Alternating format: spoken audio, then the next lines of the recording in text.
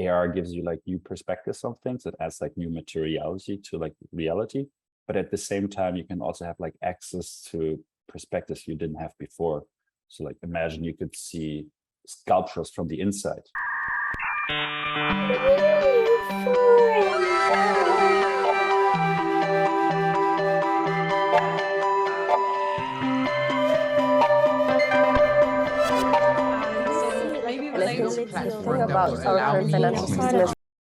Hi everyone, welcome to yet another exciting episode of NewForum. We're always happy to bring you brilliant and inspiring creators, visionaries, founders, and developers on our podcast. And on today's episode, we have Damjanski.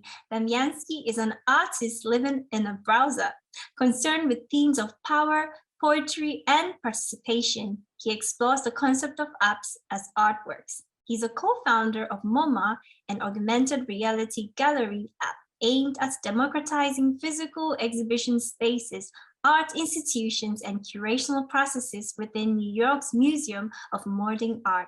Wired covered the launch with the headline, "Augmented Reality is Transforming Museums."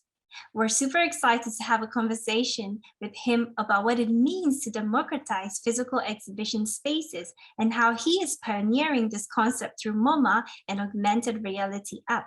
We want to know his understanding of Web3 and the creator economy. We will also discuss his views on the metaverse and the blockchain technology and how they're going to shape the future of society. And as always, NewForum is powered by NewPoint Foundation and provides informative, educative, and human-centered conversations on topics about Web3, crypto, NFTs, DeFi, and the metaverse in order to ensure the conscious and ethical growth of a new web, embedding the values of care, freedom, and creativity. Hey, Damjanski, thank you so much for joining us today. We're super honored to have you on this episode of NewForum. Thank you so much for having me here. Amazing. So why don't we start with you telling us a little bit about yourself, your influences as an artist, and how did it all lead you to founding MoMA, an augmented reality gallery app? All right, yeah. I think it all started on the internet, to be honest. Growing up with the internet, spending a lot of times on chat boards and meeting people online, that was probably like the get-go. There was the vibe of the late 90s internet where like everything was kind of new and like new things evolved and people couldn't just publish things online, which I thought was like very inspiring. And that led to studying art and then basically thinking about, okay, what is the medium that I want to work with? And as I spent so much time online, it felt kind of like a natural progression to also do art online. And at the same time, it was like also like an easy in. You didn't have to have a gallery or a space. You could just create your piece, publish it, and people can see it. So I think that was the starting point. And out of that, like there was the net art movement that started like way earlier, but like that was like a very inspiring phase where you saw like a bunch of different people doing different things and having like more like a performative approach to like art that lives online. And that led me probably to where I am right now. That's interesting. So this is what it means by you're an artist living in a browser. I found that quite unique. Yeah, it was, I think it came from the point that actually when I put my first website together, I had to like write something there. And somebody said, okay, why don't you write new media artist? I'm like, yeah, that kind of sounds old. And so I described it as an artist living in a browser because I just spent a little bit too much time online. When I put my time together that I spent on the computer and then also see my usage on the phone, it adds up to quite a lot. So I was, okay, good, I'm going to go with that. Yeah, I think it's definitely quite unique and it definitely stood out. And I'm glad that you went with that. So what gaps do you hope to specifically bridge, or what problems do you hope to solve through MoMA and augmented reality gallery? I'm not sure if it's like 100% like solving a problem. It's more about, I enjoy going to a museum quite a lot, but it's always kind of like a one-way conversation. You have like the curators who like put something together and then you see what they are presenting. And kind of like this idea of like a multitude, of like a multi-way conversation. You know? And MoMA came together basically in a conversation with a friend where we walked through like the MoMA, and as we both really like that museum a lot, but we realized that a bunch of the artists that we enjoy these days, so that we really that are like very current, are not part of this museum, which considers itself modern. So that kind of sparked this idea, okay, what if we can like show them here? And that created the idea of, okay, we can actually like put together like an AR app, take a room over and show these artists that we really like. So that was like the starting point. And it kind of was also inspired by, there was like back in the days, the Salon de Refuse, which is like basically an exhibition or counter exhibition to like the Paris Saloon. And the Paris Saloon back in the days, when you were invited to that one, you made it. This was like a huge push for like your artistic career. But then a bunch of artists put together the Salon de Refuse, and that one became at the end more famous than the original one. So with these two thoughts in mind, we thought about like, okay, let's put something together here. And I co-founded it with my friend David Lobser in the beginning. We did like a hackathon with 8 of our friends and put this whole exhibition within, I think, 4 weeks together. And then, yeah, then the first show started. Hello, we're from the internet. Do you consider yourself a Web3 founder? Like, how will blockchain tools and emerging technologies bridge concerns with themes of power, poetry, participation, as these areas are like something you're passionate about? So would you consider yourself a founder? I also think that like the word co-founder is more like ironic in context of MoMAR. So I wouldn't consider myself a founder. I would definitely just say like I'm an artist. So sometimes those art practices might bridge into like products or like into platform design, but it's still like an artistic practice at the end of the day. Very interesting. And, I think I visited the MoMA museum in New York. And when I saw MoMA, and then I read yours as MoMAR, like with R. And then I also noticed that you gave credit to someone who, I'm not sure, I don't remember exactly, but that person also does something at MoMA. So I'm curious to know, what's the connection? Like, are you collaborating with them? With the MoMA? With the MoMA, yeah. No, we're not collaborating with them. It's like an unauthorized gallery concept within the MoMA. Yeah, I think when we put this together, we also like put on our website basically like references to like people who did like other very interesting augmented reality pieces, and especially like other takeovers of places, because I think like we all build on each other. So that's probably like the reference point that you saw.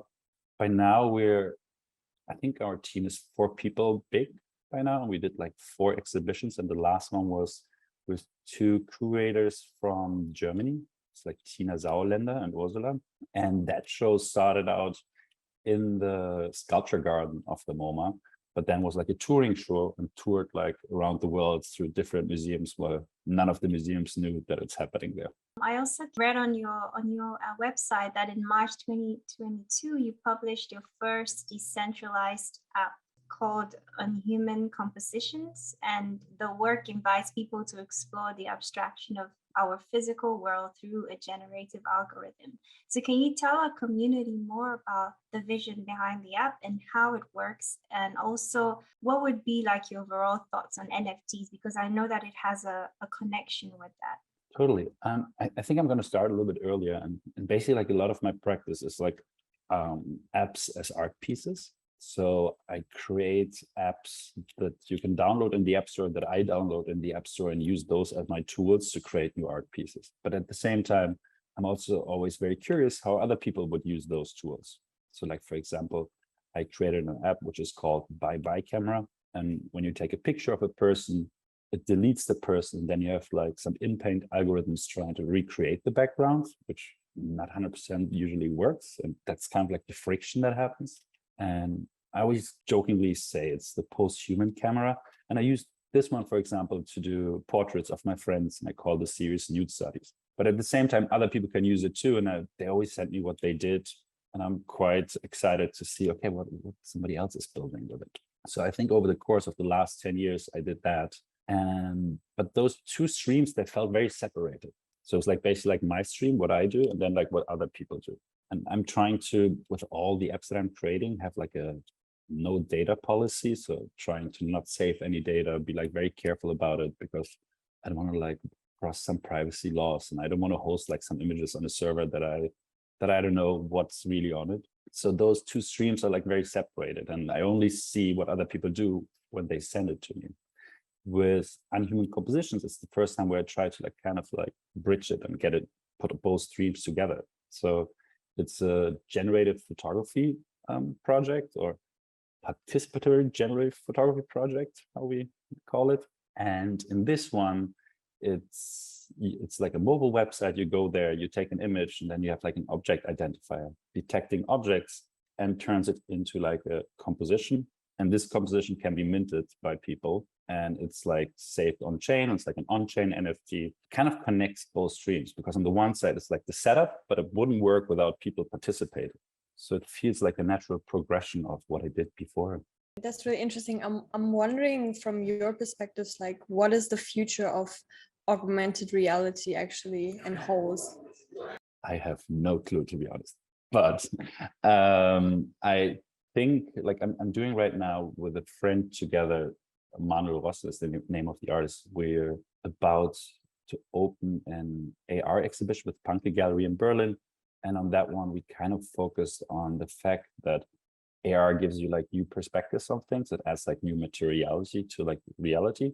But at the same time, you can also have like access to perspectives you didn't have before. So like imagine you could see sculptures from the inside, which is not really that easy when you see like, let's say you see a Käthe Kollwitz sculpture. Imagine you would see it from the inside, which is like a total different new way to experience a sculpture, for example. Yeah, that's like, I feel like there could be so much interference with like the real world and the augmented reality world. So I'm curious and excited about that. And I'm also wondering, what do you think are the benefits for artists have when using Web3 tools like NFTs, and like what can artists benefit from onboarding themselves into the Web3 space or into the augmented reality space, or what do you think? I think it can be very liberating, but it comes down to what the artist practice is, to be honest. Like I think like a lot of people who come from like a digital practice, it feels like a natural progression to try out different things and also move into Web3, own your own stuff that you're creating, for example, is one of them. Like in augmented reality, a lot of times I have like some sculptures in my mind that I would like to build, but they're like so expensive, and it's kind of like easier to like pull them off in augmented reality, to be honest. I'd say Web3 tools and even NFTs, it just opens up a whole new world for artists, you know, especially digital artists, to gain the value. And I know like in the past they had like these copyright issues, and everybody could just make a copy of your work, and now, you know, you can actually gain value for that. So I think that's really good. Have you thought about the concepts of the metaverse? Has it like crossed your, how do you say, one of your conversations with other artists? And like, if so, how would you define the metaverse? And is there like a vision of the metaverse for augmented reality, of for the augmented reality app, as in your app or some of your apps in general? Mm-hmm. I feel like the metaverse conversation pops up everywhere these days, right? I wonder sometimes how we use these terms. Like for example, when we talk about augmented reality, we all agree on that augmented reality is basically like having like a mixed reality, having like some graphics in front of your eyes in the reality. But at the same time, I do think that augmented reality, like a podcast or like radio, is almost like augmented reality already, because it adds a new layer of reality to like where you walk around.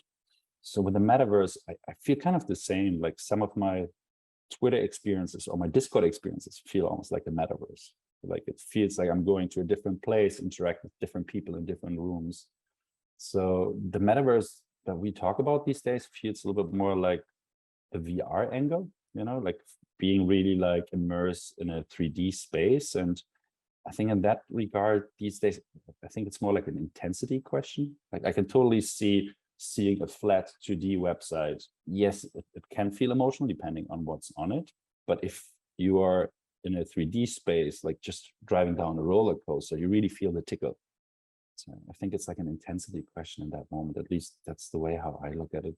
Yeah, I think it's really interesting because I feel like so far we've heard like two perspectives. There's the group that sees the metaverse as just like an enhancement of our IRL, right? Yeah.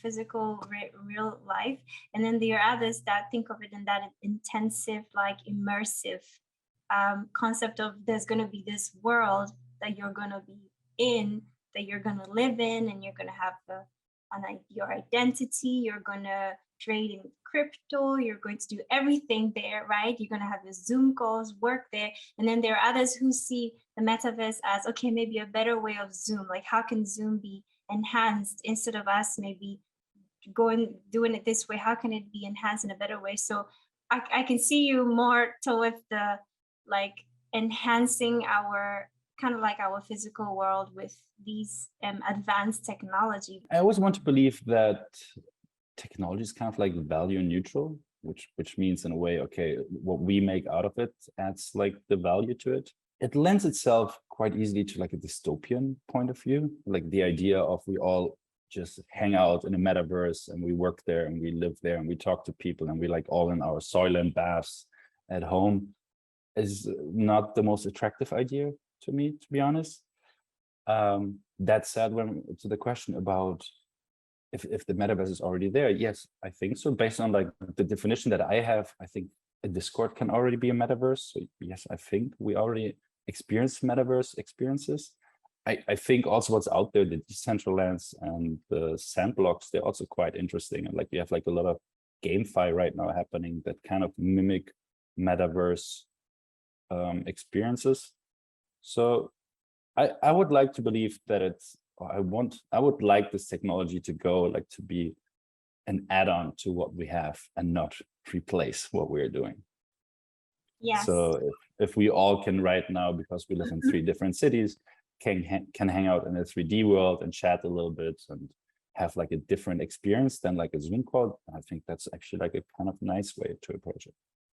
Making the user experience more nicer and more creative, and that can unlock so many layers of new ways to create, for example, for fashion, for artists, and interact with different mediums. Really interesting. I always love hearing the topic of the metaverse, like what people think, what's their personal take on it.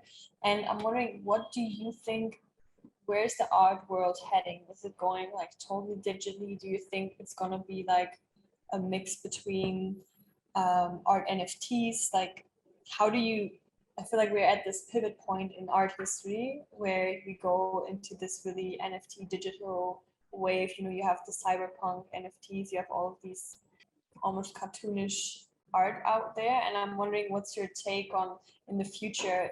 Do you think there's going to be 2 separate markets? Do you think the digital really will take over the physical art markets? I'm wondering, what's your opinion on that? I think that art will never really change, and I think like a couple of like new categories will be added to it. But I think some people call it trad art these days, traditional art, which I think is like a very bad word to use, but at the same time kind of describes the point maybe the easiest. I like paintings and everything will always be there, and digital art might get like more and more attention, but I don't think one thing will replace the other. And I think even like when we talk about the art market in general, the art market, it's a bunch of different small art markets, like from paintings to sculptures to like fine art, not fine art. And the same is like right now with digital art. I do think that the last 2 years, or the pandemic, as bad as it was, accelerated a technical progress. And that's also like the big sales of the NFTs kind of like put more spotlight on digital art, which was helpful to a certain degree. And it accelerated also the attention that people give to digital art. So I do think it will maybe like more intervened, but I don't think like one thing will replace the other. You know, you said the art world is evolving, but you think they're just going to merge, kind of, you know, one isn't necessarily going to replace the other in terms of like digital or physical. And then now there's this concept of phygital, actually. So it's like this hybrid of both worlds, which I kind of like, but I think for me, it's more like how, when you think about the art world has always been very conventional, conservative, you know, and I'm wondering, is this idea of digitalization and this blockchain, Web3 and all these technologies, is it going to break these barriers? I don't know, to be honest. Like I don't even know if I agree on the sentence if the art world is that conservative.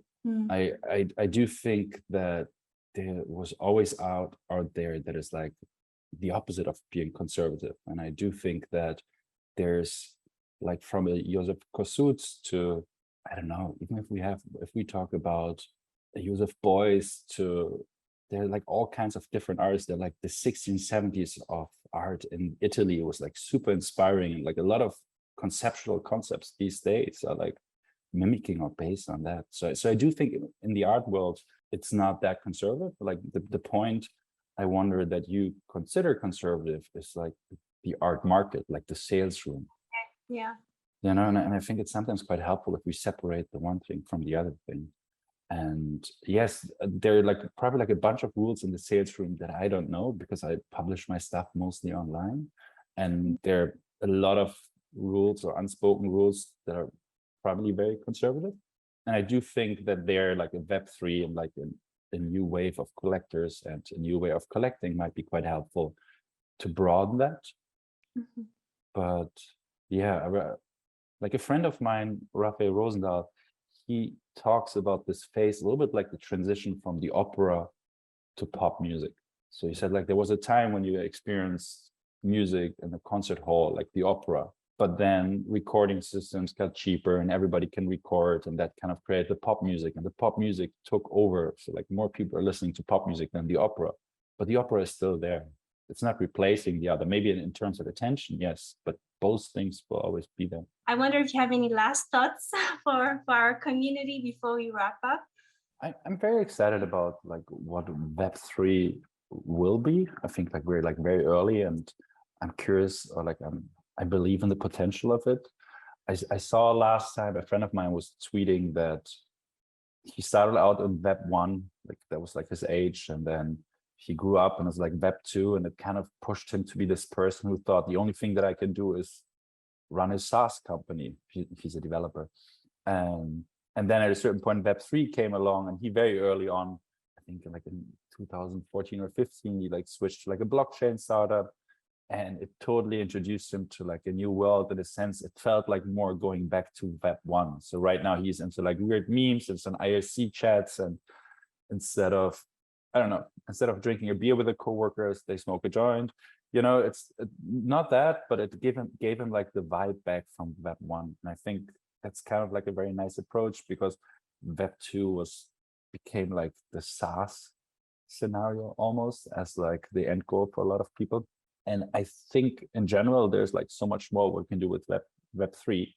So I think there's like a huge potential. At the same time, when you talk about privacy, I do think that like privacy is one of the things that needs to be solved. Like if you want to have like all our transactions online, I don't know if we want to have it connected to like our personalities. So like being an anon is probably like a good way, or I don't know, have like a multi-wallet solution here. I really want to thank you so much. I think that this was a great conversation, very, very soothing, very calm, and very insightful. Thank you so much, Damjan. I'm wondering like where can our listeners and community find you on your social platform, your preferred social platform? I think like my preferred one is like Twitter, just Damjanski, DAMJANSKI. It's not the easiest name to find, but it's always like a yellow circle that you can look for. And that's a profile picture. Thank you so much. That was a lot of fun, and thank you for reaching out and taking the time. Thank you so much, Damjanski, and also thank you to everyone who tuned in today and being part of today's forum. And if you guys also want to get more involved within our community, make sure to follow us on our social platforms. On IG, we're at newcoin.nco and NewForum. And you can also join our private Telegram group, Discord, and we're going to link everything down below. And don't forget to like and subscribe and share our episode, and we see you in the next episode. Thank you, Damjanski. Thank you, Salini. Thank you so much. Thank you, Joy. Thank you, Damjanski. See you all. Have a wonderful day.